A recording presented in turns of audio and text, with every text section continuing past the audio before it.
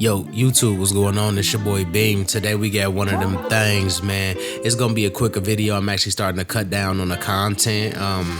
And I'm going back reworking all of my content, so I'm gonna try to make it shorter for you guys to be able to, watch it more consistent and more longer. So I want to go in with a number 1 guard, completely closed with the grain. I just want to trim around like the sides because my client want to do like a high ball fade with his braids or whatever. So I know for a fact that that the hair close to the braids don't have to be like super high or super thick or super dense or whatever it is. It's gonna be a high ball fade. So I just want to just run over that with a 1 guard completely closed just to make sure that this all flat.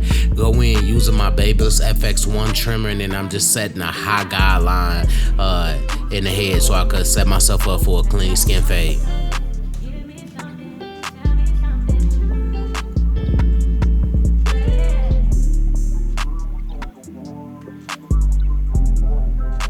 And just taking my time. Now I just want to clear the bottom of that panel and just remove everything. Remember, always fold the ear down. You don't want to just, ruggedly come in there and cut somebody's ear or aggressively do that. That could be very, uncomfortable to a client. So I'm just continuing this shape majority around the head, just clearing the panel, clearing this area out. Next step, completely open using my FX reds, and I'm giving myself a 1/2 inch guideline.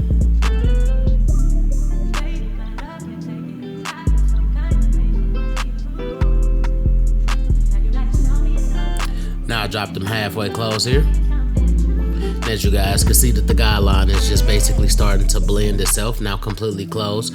Just taking my time. And as you guys can see, as we take these steps and just, piece by piece, you start to create and see some form of gradiency.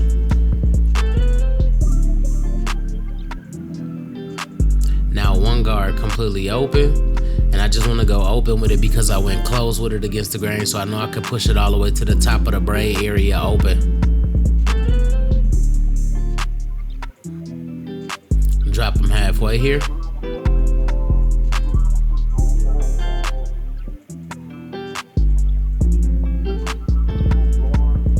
And just playing with the edge of my clippers, just being able to feed a lot of that hair through there. Shout out to my dog, Jaron Bowman, for the beats. Y'all know, kill it on the samples all the time. I appreciate you, bro. Clip is completely open, just going behind it and just re-tapping and re-hitting some of these spots just to make sure that the blend is nice.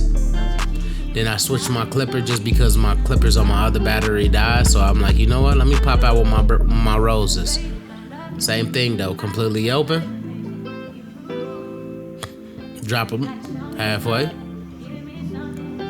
Now throw the 1 guard on there, completely open, going all the way to the top of the braid line. Drop them halfway. Drop them closed.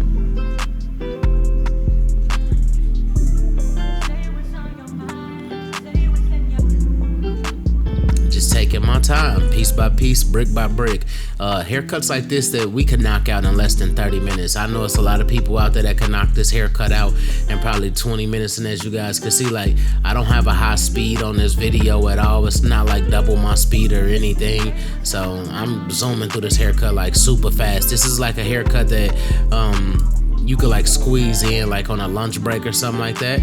And that's just what happened. So right here on the right side of my head, man, y'all know what I like to do. I just really like to connect with the world and connect, on a bigger meaning when it comes to certain things. And I just been thinking about, how far we came in the last 6, 7, and 8 years, just doing YouTube and just staying connected with each other through that. I've been really honed in. My manager, Dre, been having me really locked in, finishing this Art of the Lineup course. This course is going to be very extensive. This course is going to be very educational. This course is going to take you guys to the next level. So I haven't been doing YouTube because I've been shooting a lot of content for the Art of the Lineup course. I really hope that you guys, check it out because it's going to be one of them ones. Like, I know it's a lot of barbers out there who got their own courses and things of that nature, but it's 101. And the reason that I say that it's 101, it's the knowledge, it's the jewels, it's the analytics, it's everything that you get behind it. It's deep diving in this course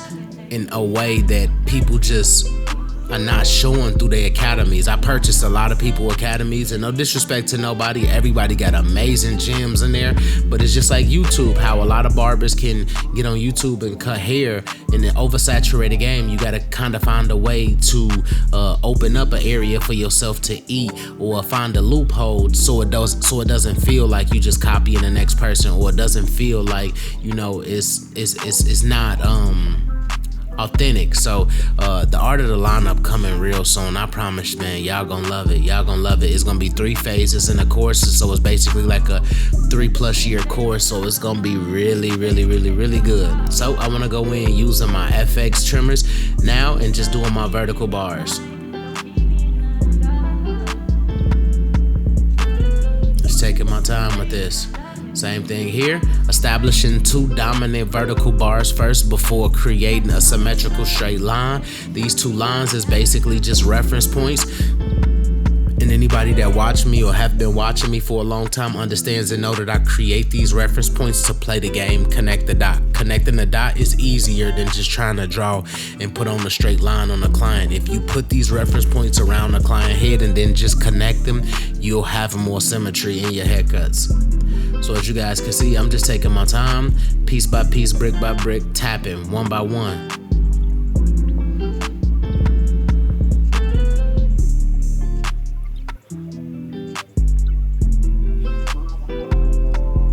Even the ghost hairs on the lineup, like I'm not going all the way into the dark areas, I'm going into the light areas and lining the light areas. You don't have to dig into somebody's lineup to get them a nice, clean, natural lineup. Same thing here, just hitting the bottom of the mustache area, just giving it some type of, you know, giving it some shape.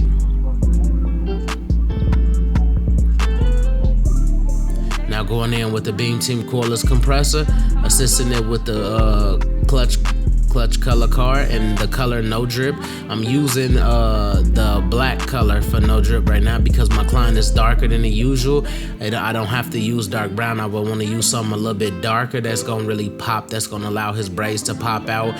The skin color from his skin being under the skin fade going to pop out. So like towards the end of the haircut, you guys will see exactly what I'm talking about. Like when I'm saying using these darker colors on darker clients, it's going to just make them pop a little bit harder.